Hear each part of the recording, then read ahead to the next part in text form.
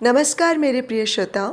आज मैं आप सबको अपनी प्रिय लेखिका मालती जोशी जी द्वारा लिखित एक कहानी मिलियन डॉलर नोट सुनाने जा रही हूँ। तो आइए सुने कहानी। गाड़ी जैसे ही प्लेटफॉर्म पर दाखिल हुई, मैंने मोहन को देख लिया और राहत की सांस ली। ये तो पता था कि लेने के लिए कोई ना कोई ज़रूर आएगा, फिर भी आदतन धुक-धुकी बनी रहती है। भीड़ के ज़रा सा छंटते ही मोहन गाड़ी में चढ़ाया। उसने हम दोनों के सूटकेस उतारे, मुझे सहारा देकर उतारा। अरे, हम तो सोच रहे थे कि तुम छोटे सरकार को लेकर आओगे, इन्होंने गाड़ी में बैठते हुए कहा। वो अभी स्कूल से लौटे ही नहीं थे, मोहन ने विनम्रता से कहा। तभी नहीं तो क्या वो तुम्हें आने देता? बुरी तरह मचल जाता। मैंने इन्हें भी डपट दिया। वो बेचारा सामान देखेगा, हमें उतारेगा कि बच्चे को देखेगा? कैसी तो भीड़ होती है, देख नहीं रहे हैं? दरअसल पापा जी छोटू से मिलने के लिए बेचैन हो रहे हैं, मोहन ने गाड़ी स्टार्ट करते हुए कहा। बेचैन तो हो रहे हैं, पर ये होश नहीं है कि बिना टैक्स चुकाए वो घर में भी नहीं घुसने देगा, दरवाजे पर ही लौट जाएगा। तुम भी कमाल करती हो, मौका बेमौका तो देखा करो। पर यह बात बच्चा थोड़े ही जानता है कि हम गमी में जा रहे हैं या खुशी में। उसे तो ये मालूम है कि दादा दादी दिल्ली गए हैं, कुछ ना कुछ तो लाएंगे ही। मेरा उलाहना काम कर गया। ये बोले, मोहन बेटा ज़रा न्यू मार्केट में गाड़ी रोक लेना, बच्चे के लिए कुछ ले लेंगे। अगर खाली हाथ गया तो मेरी खैर नहीं है। गीत चाहे मुझे माफ़ कर देगा, पर उसकी दादी ही मुझे घर में घुसने नहीं देगी। मोहन ने न्यू मार्केट आते ही गाड़ी एक और पार्क की। हमने पास की दुकान से एक बड़ी सी बस और एक चिप्स का पैकेट ले लिया। हम घर पहुंचे तो गीत बाबू मम्मी के साथ बैठे खाना खा रहे थे। हमसे सब्र नहीं हुआ, वहीं उसे प्यार कर लिया। आप लोग कुछ खाएंगे? प्लेट लगा दूं? बहू ने पूछा। ना बेटा, शताब्दी से आए हैं ना, नाश्ता खाना सब गाड़ी में हो चुका। बहुत सुबह उठना पड़ा होगा ना? सुबह 4 बजे की जगह है, तब तो 6 बजे वाली गाड़ी पकड़ पाए। मम्मी जी, आप लोग अब थोड़ा आराम कर लीजिए, नींद आ जाए तो ठीक है, कम से कम कमर तो सीधी हो जाएगी। मैं इससे भी थोड़ी देर सुला देती हूँ, नहीं तो ये आपको भी सोने नहीं देगा। बिस्तर पर लेटते ही मुझे याद आया, सुनिए, इतनी हाय तौबा करके उसके लिए ख़रीदारी की और नालायक ने एक बार भी नहीं पूछा कि हमारे लिए क्या लाए। बहू ने हमें ज़बरदस्ती सोने भेजा था और हम दोनों अच्छे बच्चों की तरह सचमुच सो गए। मन चाहे कुछ भी कहता रहे, शरीर को सचमुच विश्राम की ज़रूरत थी। बहू जब हमारी चाय लेकर आई तो शाम के 5 बज रहे थे। अरे, इतनी देर हो गई और हमें पता भी न चला, मैंने झेपते हुए कहा। गीत क्या अब तक सो रहा है? नहीं, वो तो कब का दूध पीकर खेलने चला गया। इन्हें बड़ी निराशा हुई। बोले, हमें लगा कि वो हमें जगाने आएगा। आया तो था, पर आप लोग इतनी गहरी नींद में थे कि मैं उसे चुपचाप बाहर ले आई और दरवाज़ा उड़का दिया। शाम ढले वो घर लौटा।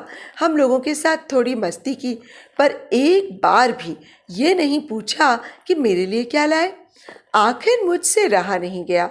मैंने रसोई में जाकर बहू से कहा, तुम्हारा लड़का तो इन 4 दिनों में बड़ा शरीफ बन गया है, हमसे एक बार भी नहीं पूछा कि हमारे लिए क्या लाए।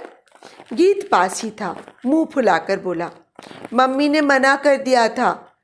मैंने उसकी ओर देखा तो वो बोली, मम्मी जी, इस बार आप जिस परिस्थिति में दिल्ली गए थे उसमें शॉपिंग की गुंजाइश थी क्या? इसीलिए मना कर दिया था। और वैसे भी मम्मी जी, इसकी ये आदत छुड़ानी पड़ेगी, कभी कभी ऑकवर्ड पोजीशन हो जाती है। आपकी एब्सेंस में एक इनके चेन्नई के कलीग खाने पर आए थे, उन्हीं से पूछ बैठा। बेचारे बहुत शर्मिंदा हुए, बार बार कहते रहे कि मुझे बताया क्यों नहीं कि घर में बच्चा है, मैं कुछ ले आता, मुझे अभी दुकान ले चलो। वे शर्मिंदा क्या हुए, उनसे ज़्यादा हम शर्मिंदा हुए। अरे तो क्या हुआ, बच्चा है भाई। ऐसा बच्चा भी नहीं है मम्मी जी, इस 22 तारीख को पूरे 5 साल का हो जाएगा। वाह, जैसे 50 का हो जाएगा। नहीं मम्मी जी, लोगों के सामने बहुत खराब लगता है, इसीलिए उस दिन इन्होंने फिर अच्छी खिंचाई की, मतलब पिटाई की। हम लोग सामने नहीं थे ना, तुम लोगों ने हाथ साफ कर लिया। ये कहते हुए मैंने बच्चे को ऐसे चिपटा लिया जैसे अभी अभी पिटा हो। बाद में मैंने उसे गोद में बिठाकर समझाया, बेटे, मम्मी ठीक कहती हैं, हर किसी से नहीं मांगना चाहिए। लोग हंसते हैं, कहते हैं लड़का मांगता है, सिर्फ अपने लोगों से मांगना चाहिए। अपने मतलब जैसे बड़े पापा हैं, बड़ी मम्मी हैं, तेरे अन्नू मामा हैं, आरती मौसी हैं, निधि बुआ है और मिन्नी बुआ। उसने मेरी दूर की एक भतीजी का नाम लिया। नहीं बेटा, मिन्नी बुआ से नहीं। क्यों, वो भी तो मेरी बुआ है, पर वो ज़रा दूर की बुआ है। दूर की कहाँ, वो तो पास में रहती है, भोपाल में। दूर की तो निधि बुआ है, दिल्ली में रहती है। संयोग से 2-3 दिन बाद ही मिन्नी आ गई। वो दूर कोहे फिजा में रहती थी, इसीलिए जब भी इधर आती तो मिलकर ही जाती। थोड़ी गपशप के बाद बहू चाय बनाने चली गई। गीत पूरे वक्त अपने रंगीन ब्लॉक से घर बनाता रहा। बीच बीच में कनखियों से बुआ को देखता भी रहा। आखिर मिन्नी से रहा नहीं गया। बोली, शैतान लगातार टुकुर टुकुर देख रहा है, बुआ से बात नहीं करेगा? उसने फुसफुसाकर पूछा, कुछ लाई हो? लाई तो हूँ, पर यहाँ आओगे तभी मिलेगा। मिन्नी ने अपने पर्स से एक बड़ी सी कैडबरी निकाली। गीत फौरन दौड़कर उनसे लिपट गया। तभी बहू चाय लेकर आई। लड़का बेचारा सहम गया। बोला, बुआ तुमने अपने से दी है ना, मैंने मांगी तो नहीं थी। हाँ हाँ, अपने से दी है मैंने, पर मांगते तो और अच्छा लगता। आखिर बुआ हूँ तुम्हारी। पर तुम दूर की बुआ हो ना। मुझे काटो तो खून नहीं। मिन्नी का चेहरा भी कैसा तो हो आया। ये लड़का भी गजब करता है, मैंने कहते हुए बहू की ओर देखा। उसने बात को फौरन संभालते हुए कहा, ये लड़का तो एकदम बॉडम है दीदी। उस दिन मम्मी पापा जी दिल्ली से लौटे थे ना, निधि दीदी की तेरही में गए थे, बहुत थके हुए थे और ये आपके यहाँ जाने की जिद पकड़ गया। मम्मी जी बोली, बेटा मिन्नी बुआ का घर बहुत दूर है। तो बोला, दूर तो निधि बुआ का घर है दिल्ली में, मिन्नी बुआ का तो पास में घर है ना। He is simply impossible.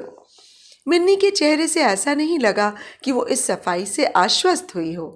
उधर गीत महाराज के होंठ भी कुछ कहने के लिए फड़फड़ा रहे थे, तो बहू ने बात का रुख ही बदल दिया।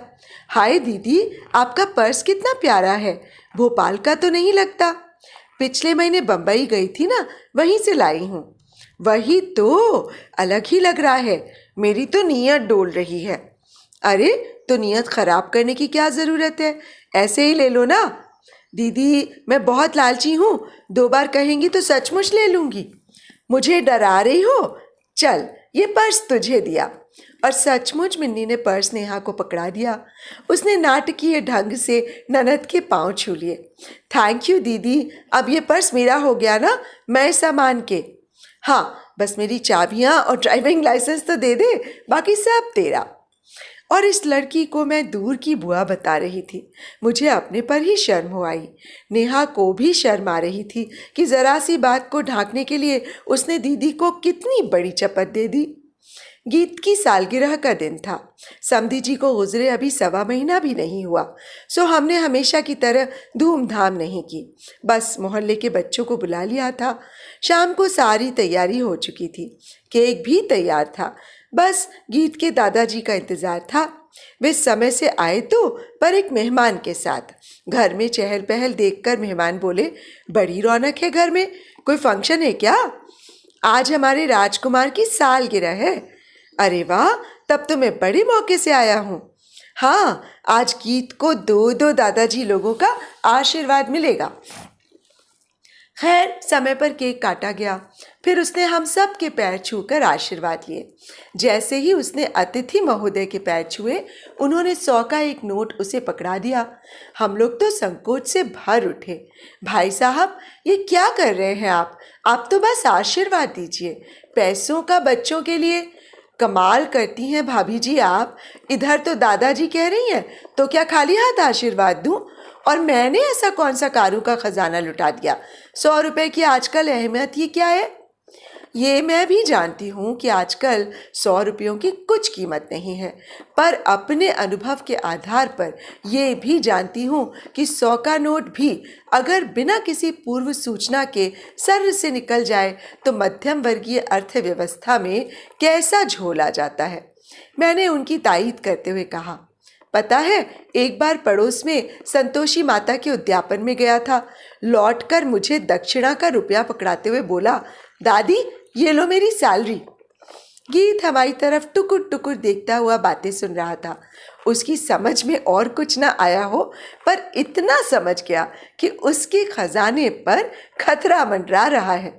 अपना बायां हाथ जेब पर रखकर बोला, पर दादाजी मैंने तो इनके पैर भी पढ़ लिए हैं।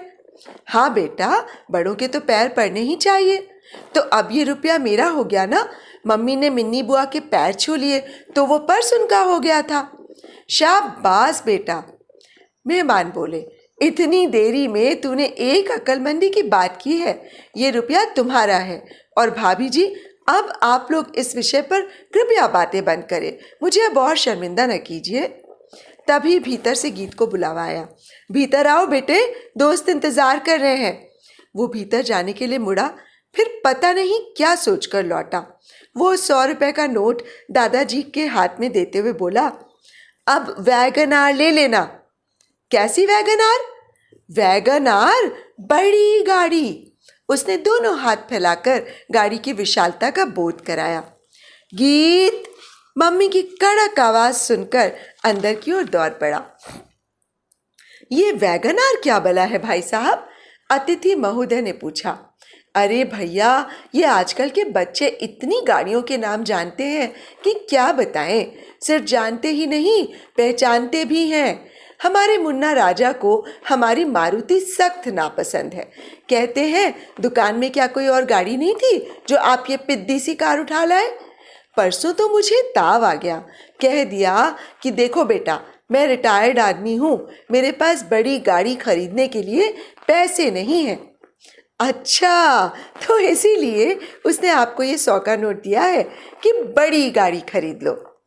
ना भैया, इसे 100 का नोट ना कहो। इन्होंने प्यार से उस नोट को सहलाते हुए कहा, मेरे लिए तो अब ये $1,000,000 नोट हो गया है। तो अभी आप सुन रहे थे मालती जोशी जी द्वारा लिखित ये कहानी $1,000,000 नोट। तो दोस्तों, ये कहानी तब लिखी गई है जब सिर्फ मारुति का ही सड़कों पर बोलबाला था और गाड़ियाँ बहुत गिने चुने लोगों के पास होती थी। तो दोस्तों, आपको कहानी और मेरा वाचन कैसा लगा? यदि हो सके तो मुझे अपने कमेंट बॉक्स में लिखकर ज़रूर बताइएगा। और हाँ, यदि वाचन अच्छा लगा हो तो मेरे इस चैनल आइए सुने कहानी को सब्सक्राइब कर लीजिएगा और मेरी कहानियों को लाइक और शेयर भी। और हाँ, बेल आइकन भी ज़रूर दबा लीजिएगा, जिससे कि मेरी आगे आने वाली कहानियों की नोटिफिकेशंस आपको मिलती रहे और आप इसी तरह मेरी कहानियों को सुनकर मेरा उत्साह वर्धन भी करते रहें। तो अब मुझे इजाज़त दीजिए। नमस्कार।